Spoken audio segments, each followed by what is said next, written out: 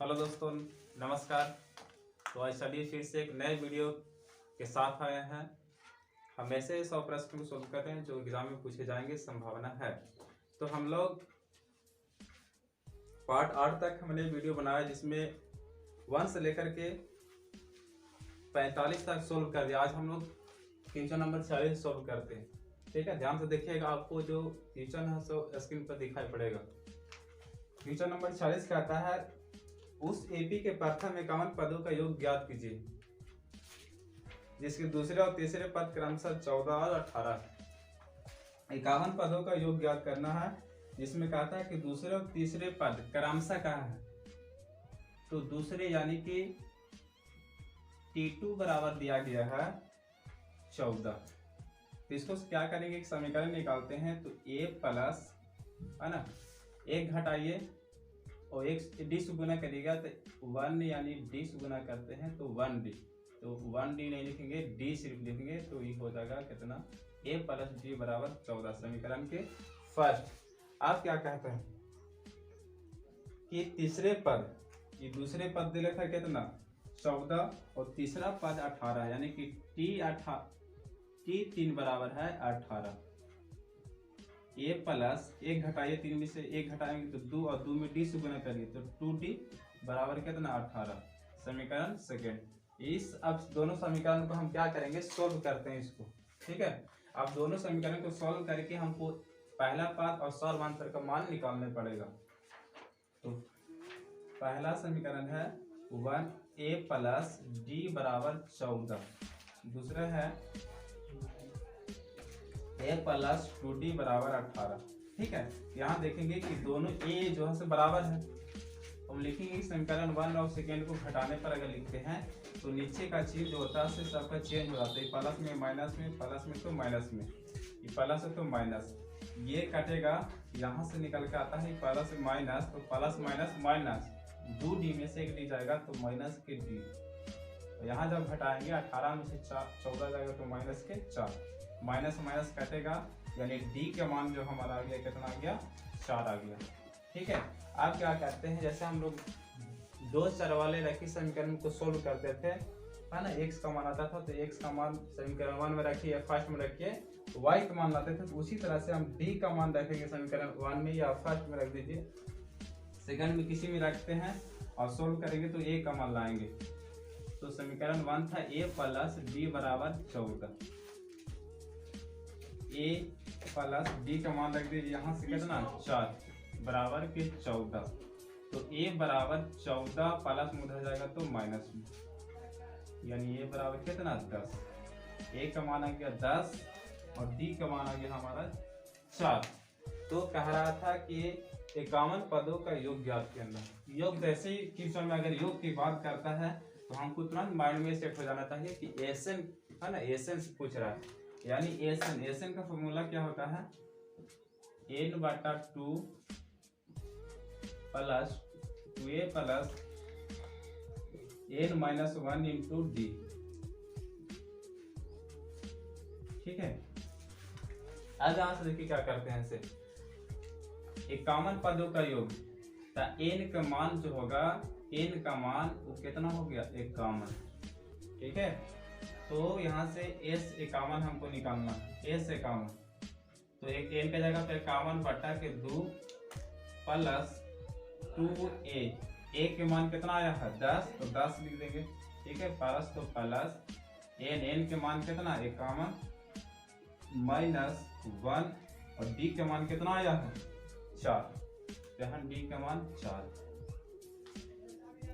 यानी S51 बराबर 51/2 plus 10 दूना 20, 51 में से एक घटाएंगे तो 50, और 50 में है ना 50 गुने अगर 4 करते हैं तो 55 पे 20 यानी कि 200 टोटल। ठीक है, अब देखिए 2 यानी कि S51 बराबर 51/2 प्लस 200 और 20 को ऐड करेंगे तो 220 बटा में 2 1 कर दीजिए है ना,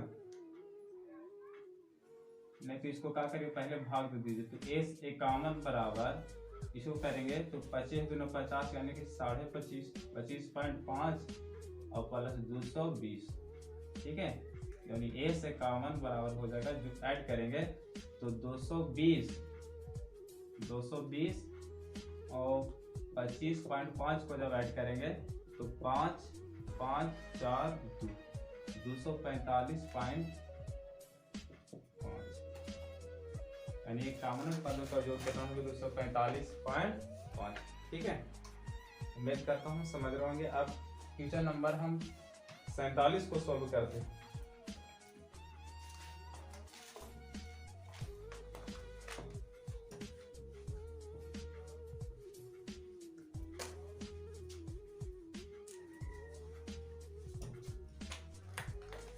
क्वेश्चन नंबर 47 को, ठीक है, कहता है कि 3 अंकों वाली कितनी संख्या 7 से विभाज्य है। क्वेश्चन नंबर 47, 3 अंकों वाली कितनी संख्या 7 से विभाज्य होगा, यानी कि n का मान पूछा है, कितनी कह रहा है ना, कितने संख्या का मान पूछा है, n का वैल्यू पूछ रहा है, तो 3 अंक को होना चाहिए। तो अगर सबसे हम छोटी अगर 3 अंक संख्या लेते हैं तो 3 अंकों की सबसे छोटी संख्या 100 होता है। तो 100 तो 7 से कटेगा नहीं, 100 से आगे बढ़ेंगे तो 101, ये भी नहीं कटेगा, 102 कटेगा नहीं, कटता है 103, 103 भी नहीं कटेगा, है ना। 104 लीजिए, 104 भी नहीं कटेगा, 105 लीजिए। 105 जो होता है पहला 3 अंकों का वैसा संख्या है, सबसे छोटी संख्या जो 7 से पूरा कट जाता है।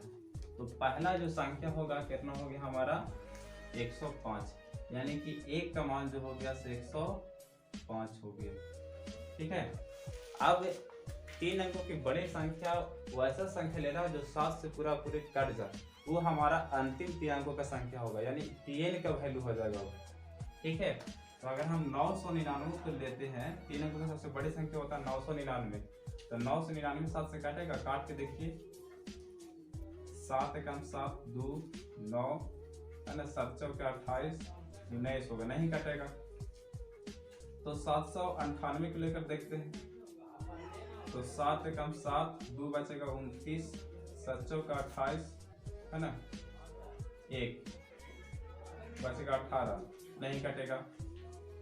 97 लेके देखिए, 97 भी नहीं कटेगा सर, 7 एकम 7 2 29, 7 चौके 28, नहीं कटेगा, ठीक है। तो 98 लेकर के देखिए, 7 एकम 7 2 29, 7 चौके 28, नहीं कटेगा। 96 नहीं होगा, 94 लेकर देखिए, तो 7 एकम 7 2 7 चौके 28, 1 7 में 14, यानी कि 3 अंक के वह बड़ी संख्या जो होगा 994 जो होगा, 3 अंक की सबसे बड़ी संख्या जो होगा 7 से कटेगा, यानी हमारा जो अंतिम पद होगा, अंतिम पद को क्या कहते हैं, Pn, तो 994, ठीक है, जो 7 से पूरा क्या होता है, कट जाता है। अब यहाँ से हमको n का वैल्यू पूछ रहा है, तो n का वैल्यू निकाल देंगे, 1 आ गया है ना। और d का वैल्यू कितना होगा, तो पहले भी हम पिछले वीडियो में बताए थे कि जितना से विभाज्य कहता है वही हमारा सारवंतर होता है। तो 7 से विभाज्य कह रहा है तो सारवंतर कितना होगा, 7। और Tn बराबर लगा दीजिए, 8 plus n minus 1 into D. Tn का वैल्यू कितना, 994, a का वैल्यू यहाँ से देखेंगे 105, n तो हमको निकालना है, तो n माइनस 1 इंटू डी के मान कितना जी, 7, ठीक है, समझ में आ रहा है। अब देखिए कि प्लस में है तो इधर लेकर आइए, 994 अब माइनस को हो जाएगा 105 बराबर 7 में n से गुना करेंगे तो 7, माइनस 1 में 7 से करेंगे तो माइनस के 7, इसको अगर हम घटाते हैं तो 9 होगा 8 8, यानी 8, यहाँ बचा 9, 9 में से जाएगा तो 889 बराबर के 7 इधर बचा और माइनस में बचा 7, माइनस के इधर लेकर आइएगा तो प्लस में हो जाएगा। 889 माइनस में इधर आएगा तो प्लस में, और बराबर के कितना जी 7 है ना, समझ रहे हैं। अब यहां से देखिए इसको ऐड कीजिए, तो ऐड कीजिएगा तो 9 7 16, हाथ में 1, 8 1 9 और 8 बराबर के 7 थे। ठीक है, अब यहाँ से हम एन का वैल्यू निकाल सकते हैं 896 बटा के कितना 7, गुना में है 7, इसके साथ है क्या इधर बराबर में तो भागा में, तो काट दीजिए। यहाँ से काटेंगे तो 7 कम 7, 1 बचा। ठीक है, 7 दूना 14, 19 था 5 बचेगा। ठीक है, तो 7 8 56, यानी कि एन का जो वैल्यू आ गया से कितना 128, ये हमारा क्या है आंसर। ठीक है, मैं उम्मीद करता हूँ समझ रहे होंगे। ठीक है, और नहीं समझ में आता तो एक बार क्या करिए आप स्क्रीनशॉट ले लीजिए, स्क्रीनशॉट लेने के बाद उसको फिर दोबारा रिवाइज करिएगा, तब जाकर सही तरह से क्या होगा समझ में आ जाएगा। ठीक, अब पढ़ते हैं क्वेश्चन नंबर 48। क्वेश्चन नंबर 48 को सॉल्व करते हैं।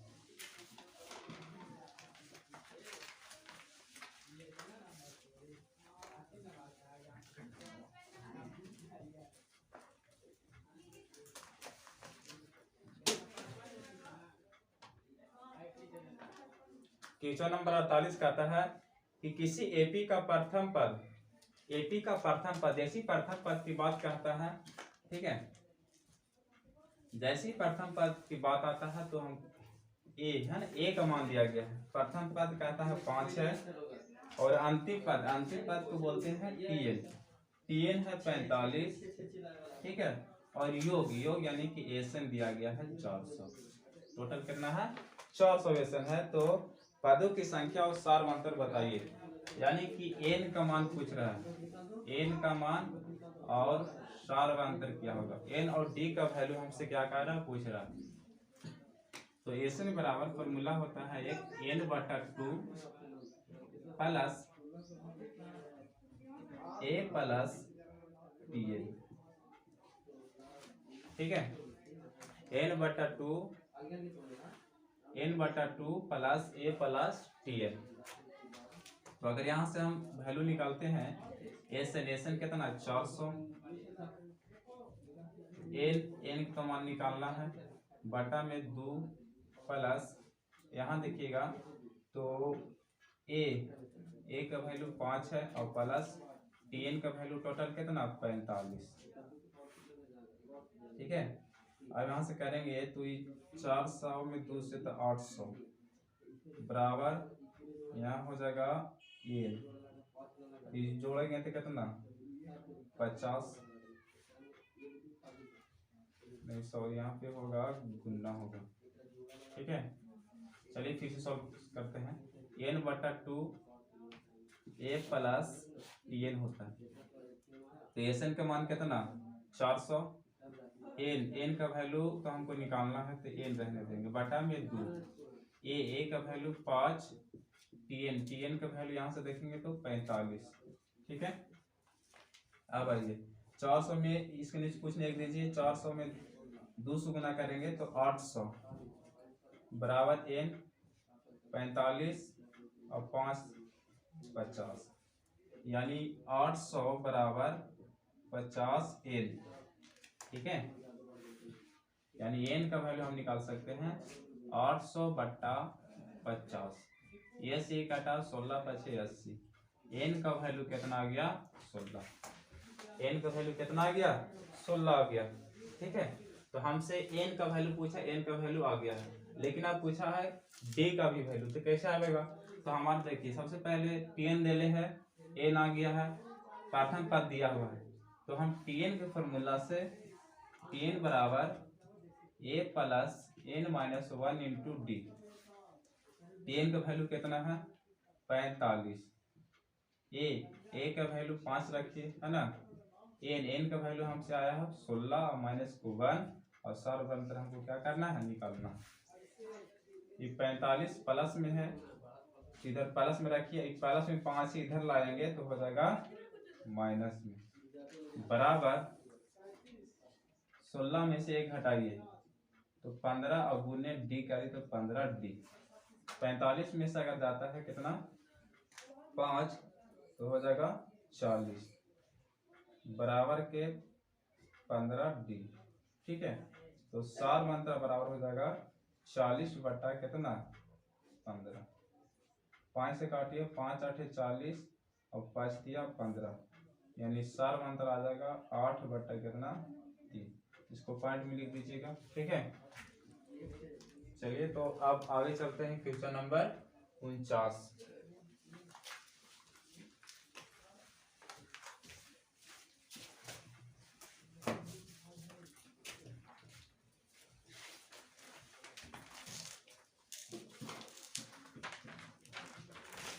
क्वेश्चन नंबर 49 क्या कहा था देखिए, एक आंकड़ा दिया गया है -37 -33 और -29 डॉट डॉट 12 पदों का सार अंतर तथा योगफल क्या होगा। तो अगर हम यहाँ से अगर मान निकालते हैं तो a बराबर -37 है ना। सार अंतर निकालते हैं तो T2 - T1, यानी T2 - T1 को हम अगर निकालेंगे तो T2 कितना हो गया -33 माइनस फॉर्मूला से, और T1 का मान कितना है -37। तो -33 माइनस माइनस प्लस के 37, यहाँ से सार अंतर कितना आ गया हमारा 4 है ना। ए आ गया, सार अंतर आ गया है। तो क्या पूछा है, सार अंतर तथा योगफल ज्ञात कीजिए। अब यहाँ से क्या करेंगे, डी का मान आ गया, सार अंतर पूछ रहा है तो सार अंतर कितना आ गया 4। ठीक है, अब हमसे पूछा है यहाँ पे योगफल ज्ञात कीजिए। तो योगफल तो एसन बराबर n/2 plus n-1 into D. ये फॉर्मूला सबसे पहले हमको क्या होना चाहिए, याद होना चाहिए, तब जाकर के हमसे एसन ज्ञात होगा। तो सबसे पहले अगर एसन निकालने के लिए कहता है योग, तो एसन का फॉर्मूला हमको याद होना चाहिए n/2 plus n-1 into D. ठीक है, तो सबसे पहले हमको n मालूम होना चाहिए, तो n तो है नहीं मालूम। जैसे प्रथम पद है a मालूम है, d मालूम है, लेकिन n मालूम नहीं है। तो हमको अगर यहाँ देखिएगा तो लास्ट पद दिया गया है, यानी tn बराबर दिया गया है 12। तो tn के फॉर्मूला से अगर करते हैं तो a plus n-1 into D. tn कितना है 12 है ना। a का मान यहाँ से देखिए -37 प्लस n तो हमको निकालना -1 इंटू डी का मान कितना 4। अब माइनस में इधर आएगा तो प्लस कितना 37। अब यहाँ से क्या करिए, 4 में अगर n से गुना करते हैं तो 4n और माइनस के 4। अब ध्यान दीजिएगा 37 और 12 को जोड़िए तो 37 और 12 कितना 49 बराबर। अब यहाँ देखिए इधर बचा 4n - 4, अब 4 को इधर लेकर आइए तो 49 माइनस में तो प्लस में बराबर के 4n।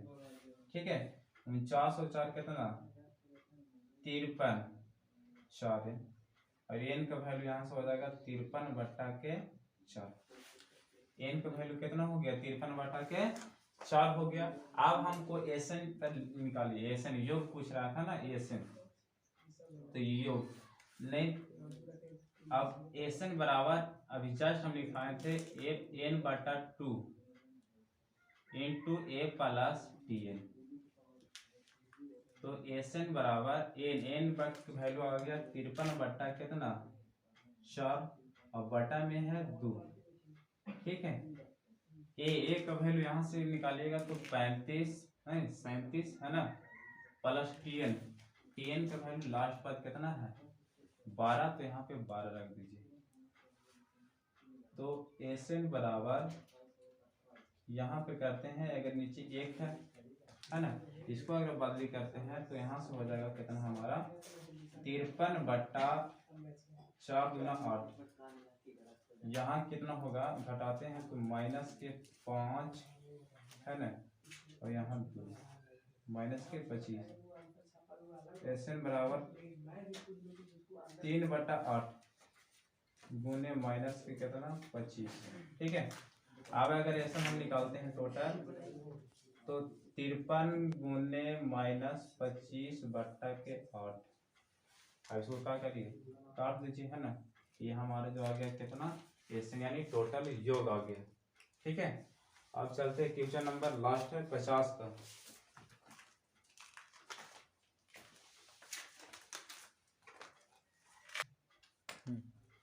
अब क्वेश्चन नंबर 50 देखिए, क्या था, दशहरी धनात्मक पूर्णांक जो होता है से 4q+1 या 4q+3 के रूप में होता है या नहीं होता। ठीक है, तो यहां से अगर करते हैं तो a बराबर होता है bq+r, यानी भाज्य बराबर भाजक गुने भागफल, भागफल प्लस के शेष, है ना, शेषफल। यानी a भाज्य बोलते हैं a को, भाजक b हो गया, भागफल हो गया q और शेषफल को r। ठीक है, तो क्या कहता है, क्या कोई धनात्मक पूर्णांक जो होगा से इस रूप में हो सकता है या नहीं, ये दिखाई हमको कह रहा है। ठीक, तो अगर हम यहाँ से क्या करते हैं, जो r का जो वैल्यू है, r का वैल्यू जो है 0 से बड़ा ले सकते हैं या फिर बराबर और 4 के अंदर होना चाहिए, है ना, 4 से छोटा या फिर बराबर होना चाहिए। ठीक है, तो अगर हम यहाँ से लेते हैं तो 4q+r,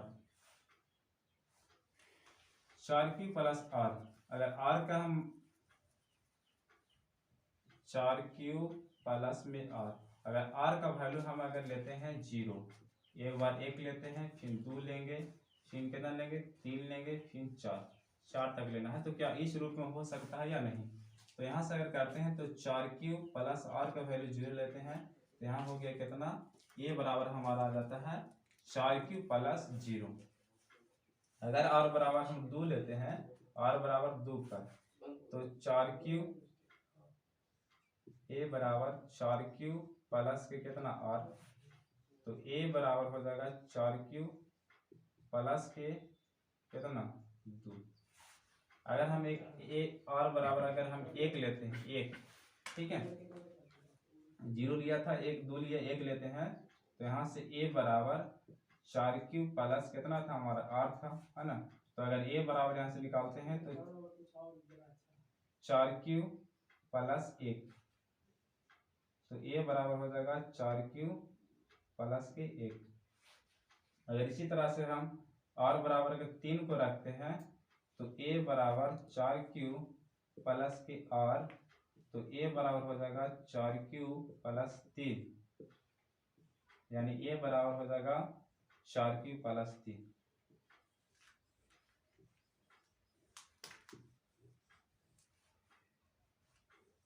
आप देखिए, कह रहा था कि क्या कोई धनात्मक पूर्णांक जो है से इतना के रूप में हो सकता है या नहीं हो सकता। तो r का वैल्यू जो लेना है तो 0 से, है ना, 0 के बराबर हो या 0 से बड़ा, लेकिन 4 से हमेशा क्या होना चाहिए, छोटा, है ना। इसके हिसाब से 4 से छोटा या 4 के बराबर हो। तो हम r का वैल्यू 0 1 2 3 4 रख सकते हैं। तो यहाँ से अगर निकालते हैं, देखिए एक आ गया 4q+0, ठीक है, तो इसमें नहीं मिल रहा। अब यहाँ चलते हैं तो 4q+2, 4q+2 भी नहीं मिलता, ये तो शाम हो गया। लेकिन यहाँ आते हैं 1 है, तो कितना हो गया, अगर इसको तोड़ेंगे हम, अगर इसको तोड़ेंगे तो 2 गुने 2q+1 तोड़ सकते हैं। तो ये जो हुआ से एक विषम के रूप में आ गया यहाँ ना, यानी 4q+1 के रूप में। अब इसको भी यहाँ देखिएगा तो 4q+1 3 के रूप में हुआ कब, जब हम r को कितना माने हैं 3। तो इस तरह से हम किसी भी धनात्मक विषम पूर्णांक को दर्शा सकते हैं। ठीक है, चलिए मिलते हैं नेक्स्ट वीडियो में, तब तक के लिए जय हिंद। मुझको कितना बताए कोई, ऐसे तो